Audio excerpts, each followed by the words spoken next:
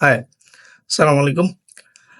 আমরা ক্রিয়েটিভ সেক্টরে যারা আছি তারা খুব কমন একটা প্রবলেম ফেস করি। সেটা হচ্ছে আমাদের ক্লায়েন্ট মাঝে, মাঝে আমাদেরকে আমাদের কাজে এমন ফিডব্যাক দেয়, যে ফিডব্যাকটা দেখে মাঝে, মাঝে মনে হয় যে ভাই কই লিয়া কোতালি, কই জুতা টালি। মানে আপনি যে কাজটা করছেন সেই কাজটা ফাইনালি এমন একটা পর্যায়ে চলে গেছে যেটা কিনা দেখতেই বাজে লাগতেছে।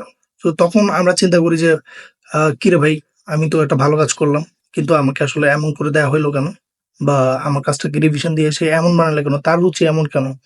তখন এসব আপনি ওভারথিংক করতে, করতে ব্যাপারটা কেমন হয়? আপনার কাজের প্রতি একটা অনীহা চলে আসে বা আপনার যেই সাইডটাকে আপনার ক্যারিয়ার হিসেবে চুজ করছেন সেটার প্রতি একটা অনীহা কাজ করা শুরু করে। সো যেটাকে কিনা আপনি টু টু মানে প্যাশন চিন্তা করছিলেন, সেটাই আপনার একসময় ডিমোটিভেশন এর একটা কারণ হয়ে দাঁড়ায়। সো এই প্রবলেম থেকে মুক্তি পেতে হলে একটা থিওরি আছে। সেটা হচ্ছে one for kitchen and one for soul একটা থিওরি। সো ব্যাপারটা কেমন? What is one for kitchen?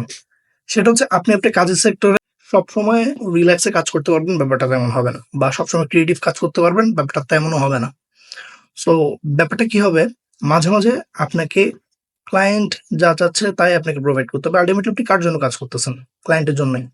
So সে মাঝে, মাঝে আপনাকে বুঝতে হবে যে আপনার ক্লায়েন্ট আসলে কেমন চাচ্ছে। আপনার যদি দেখেন যে ক্লায়েন্ট আসলে একটু খ্যাত মার্কা ডিজাইন চাইতেছে, আসলে এটা তো চয়েস। এটা আপনার না। আপনার হইতে পারে আপনার গুড চয়েস। তো সে আসলে যেটা চায় আপনি তাকে সেটাই দেন।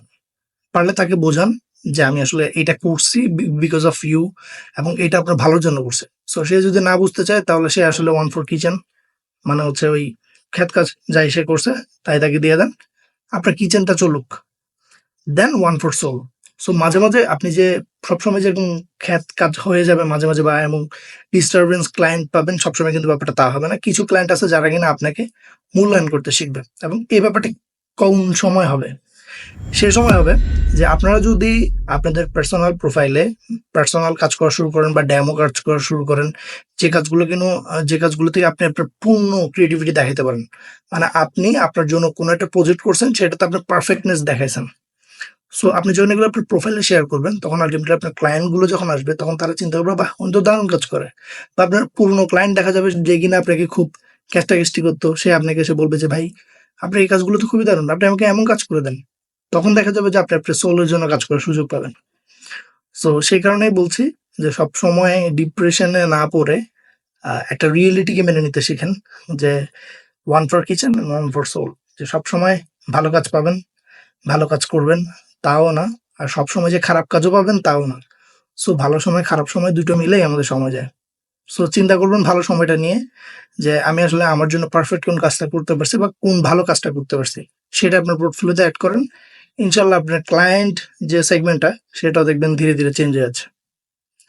This the tips for the day. Thank you. আর যদি নতুন কোনো টিপস পেতে চান কমেন্টে জানাতে পারেন ইনশাআল্লাহ।